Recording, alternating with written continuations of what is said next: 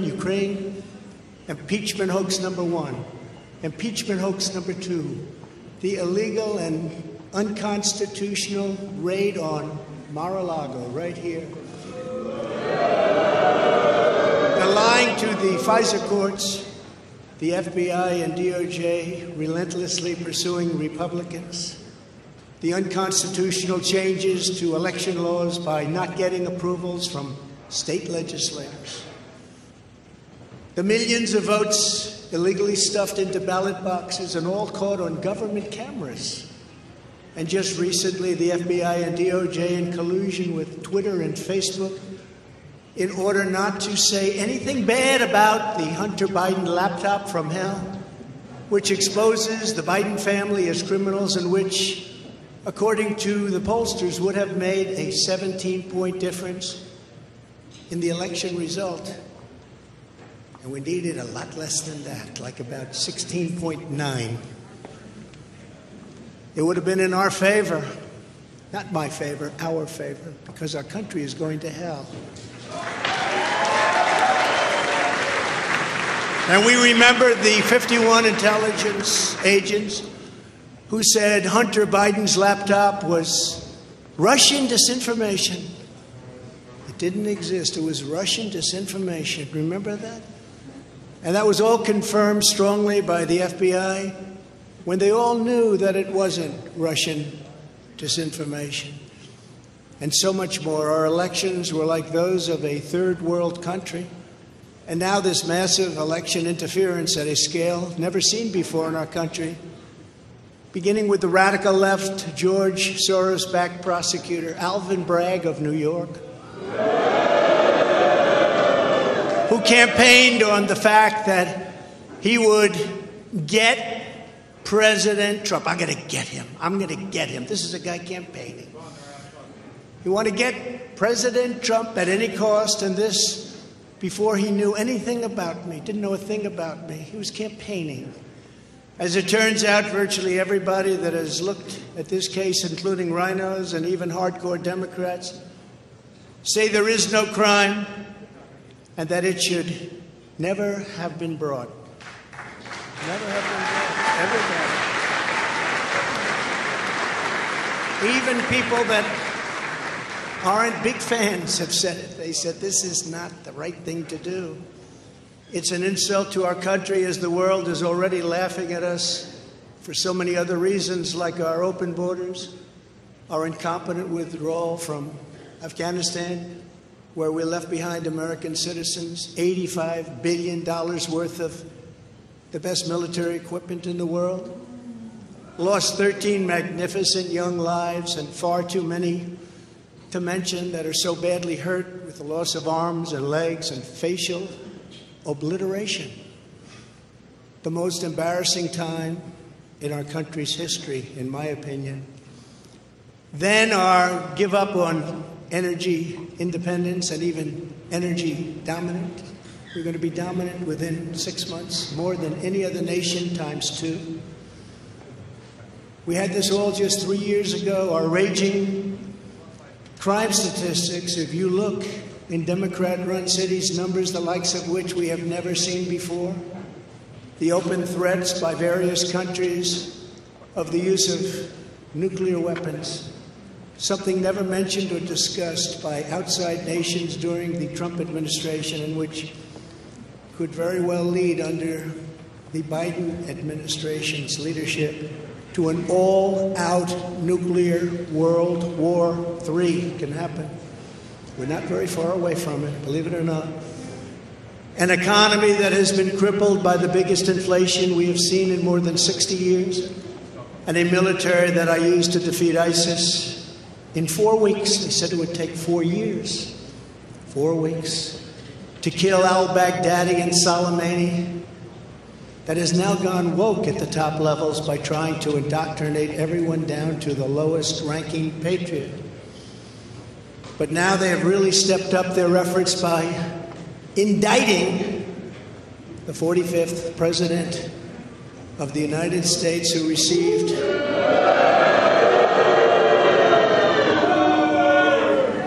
75 million votes, which is more than any sitting president in the history of our country.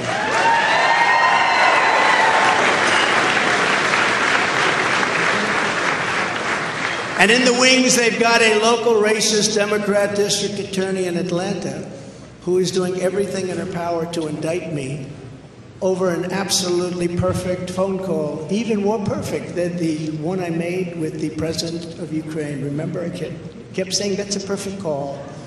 This one was more perfect. Nobody said, sir, you shouldn't say that. Many people on the phone or hung up in disgust because of something I inappropriately said, because nothing was said wrong. In fact, at the end of the call, we agreed to continue our conversation about election fraud, and election fraud specifically in Georgia at a later time. Many people on the phone, including lots of lawyers, nobody found anything wrong with that perfect call until a book promotion tour many months later. All of a sudden they say, you know, I remember Trump making a call. Let's look at that.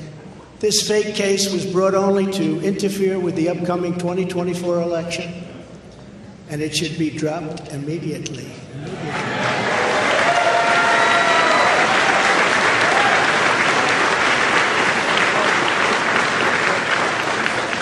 Then you have a radical left lunatic known as a bomb thrower who is harassing hundreds of my people day after day over the boxes hoax. You know, the boxes hoax, as we call it.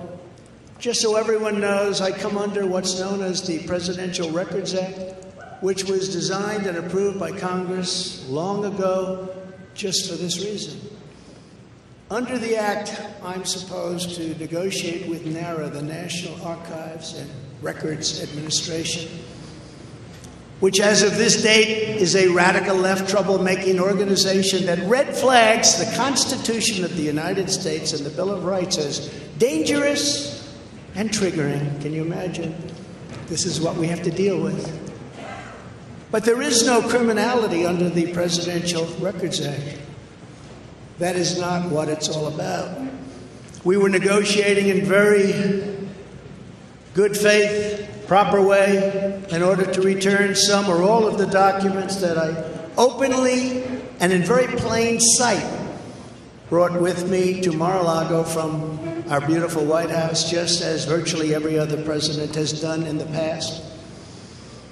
When FBI and DOJ officials with NARA were here, I told my lawyer to show them the very secure storage room in which they were locked. The FBI's sole request in writing was, could you please put another lock on the door? We immediately complied. It's a lot different than the Biden situation, isn't it? The next thing I know, we were raided by many gun-toting FBI agents who took whatever they wanted, including my passports and medical records. Everybody was in shock. Nobody had ever heard of such a raid before. Can't even believe it. Who would think that that could happen today? I immediately thought of the Fourth Amendment that protects against unreasonable search and seizure. But they did it anyway because our justice system has become lawless. They're using it now, in addition to everything else, to win elections. Apparently, they're not looking at me through the view of the non-criminal Presidential Records Act. They came up with a new one. This is a new one. And they're looking at me through the Espionage Act. Think of that. How does that sound? Of 1917, where the penalty is death. Even though that has absolutely nothing to do with openly taking boxes of documents and mostly clothing and other things to my home, which President Obama has done, the Bushes have done, Jimmy Carter's done, Ronald Reagan has done. Everybody's done. In fact, Hillary Clinton got rid of 33,000 emails, and that was okay. But nobody's done it like Joe Biden. This lunatic special prosecutor named Jack Smith, I wonder what it was prior to a change, who others of his ilk say he is even worse than they are. is only looking at Trump, yet Joe Biden took massive amounts more documents, even removed many boxes to Chinatown.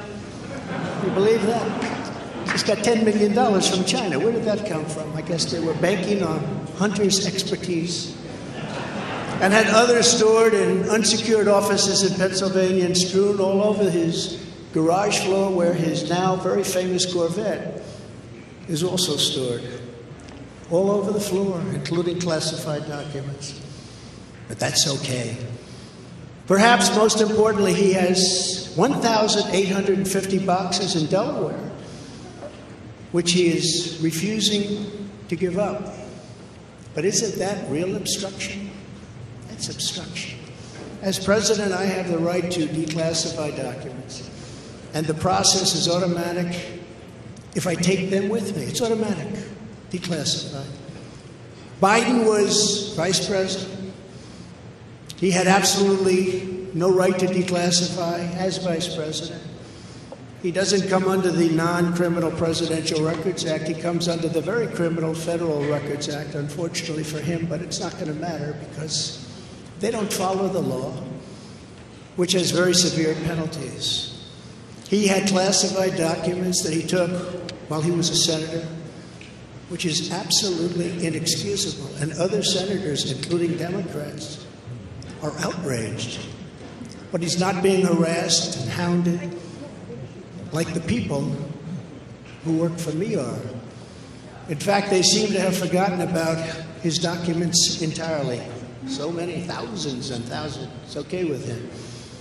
They like to say that I'm obstructing, which I'm not, because I was working with NARA very nicely until the raid on my home.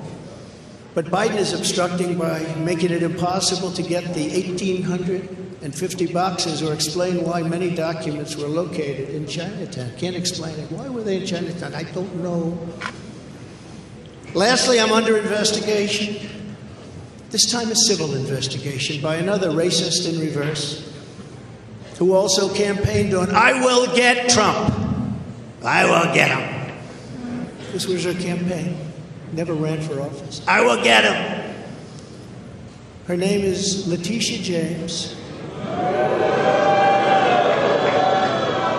And she proclaimed while campaigning, quote, "I look forward to going into the office of the Attorney General every single day, suing him, and then going home."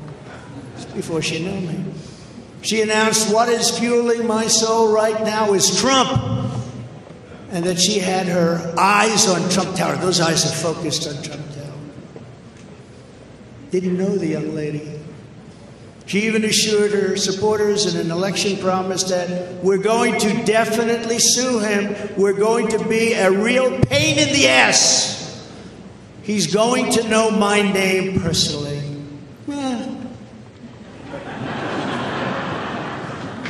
And then she claimed that I was an illegitimate president. Think of it. With all we did on energy, with all we did on the military, on taxes, biggest tax cuts in history, biggest regulation cuts in history, right to try, people able to get drugs now that aren't approved. Hopefully you don't have that problem. Letitia James vowed to use every area of the law to, quote, investigate President Trump and his business transactions. Those transactions are going to be investigated, she said. And that of her family and his family. Because we're going after his family, and we're going after them hard. This is all before entering office and all before knowing anything at all about me. But she's going to get me. This is why, along with unrelenting crime, so many people and companies are leaving New York. She said that I falsified my financial statements, but in fact we're proving and will prove that my financial statements were substantially more than we submitted, not less. And in all cases have a strong disclaimer clause in them which tells the institutions that may look at that if they want to, not to rely on the statement. But they've got a problem with their case because, number one, I'm very underleveraged. They can't believe it. All the stuff they read and gave. And have very little debt relative to the value of assets. And importantly, not one bank has lost even $1. She was investigating me to save banks. They have very good lawyers. But they didn't lose $1 with us during this period of time. In fact, the banks we're talking about made almost $200 million off Donald Trump, and they liked me very much. We never missed a payment, never got a default notice, had a great relationship with all of them. I don't need banks. We have a lot of cash. I built a great business with my family, built a fantastic business.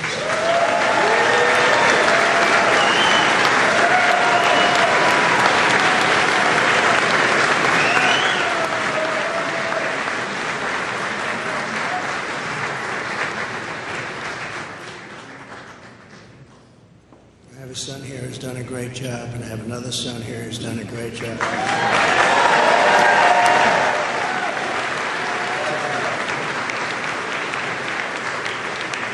And Ivanka, and Barron will be great someday. He's tall, and he's smart. But I have a great family, and they've done a fantastic job, and we appreciate it very much. They've done great.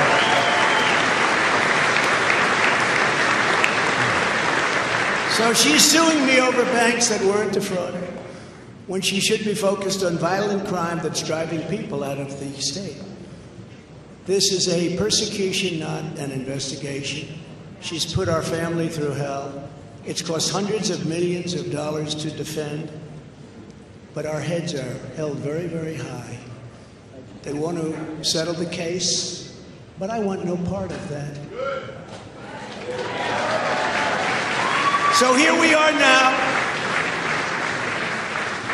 It's where we were today, in a city that was so great just 4 or 5 years ago. But now we're there. Spend time there today, as you possibly read, with a local failed district attorney charging a former president of the United States for the first time in history, on a basis that every single pundit and legal analyst said, there is no case. There's no case. They kept saying, there's no case.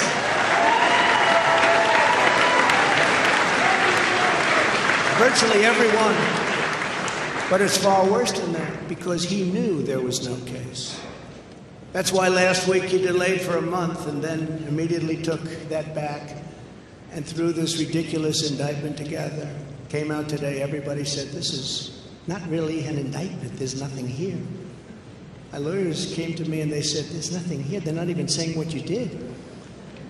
The criminal is the district attorney because he illegally leaked massive amounts of grand jury information,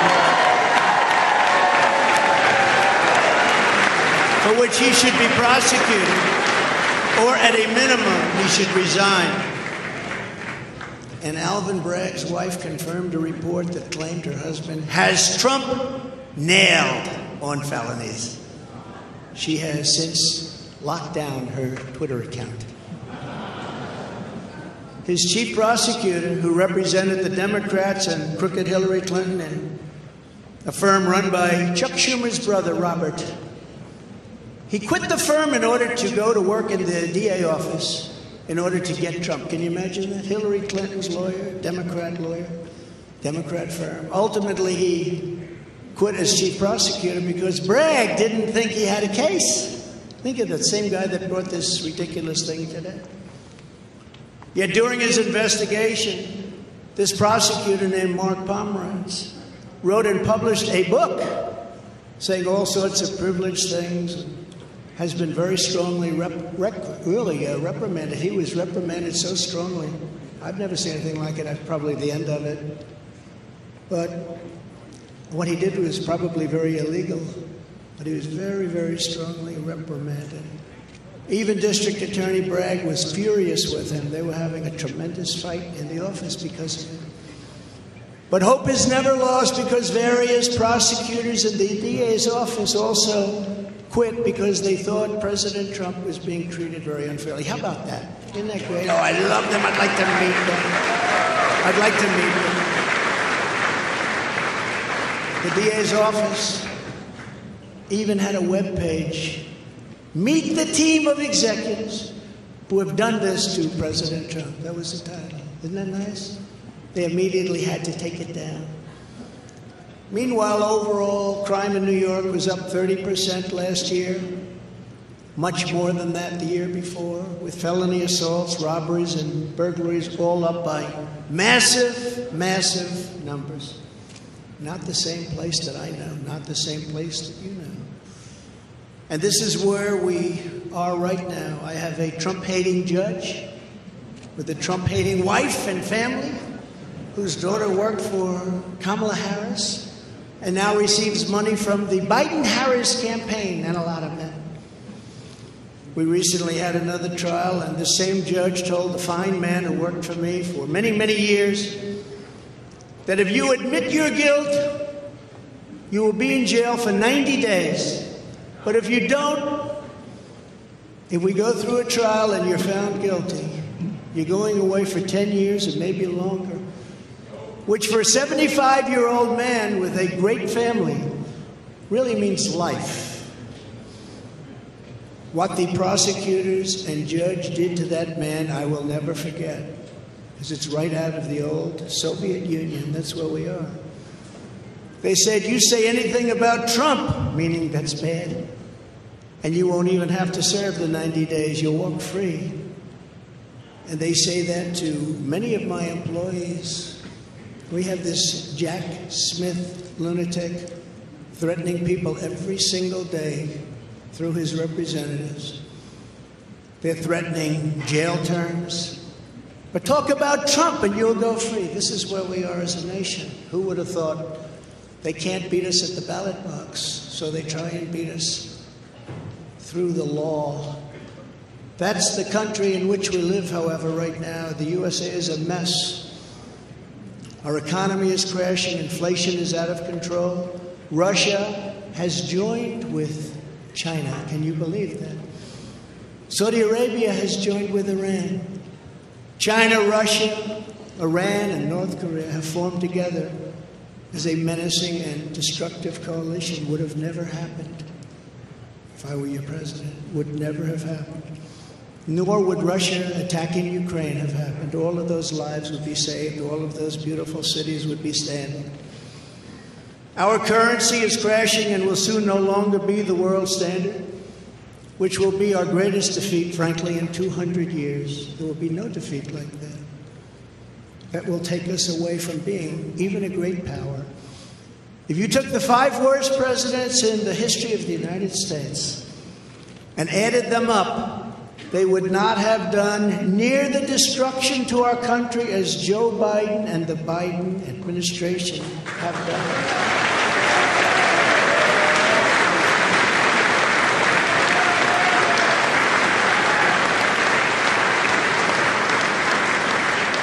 Incredibly, we are now a failing nation. We are a nation in decline.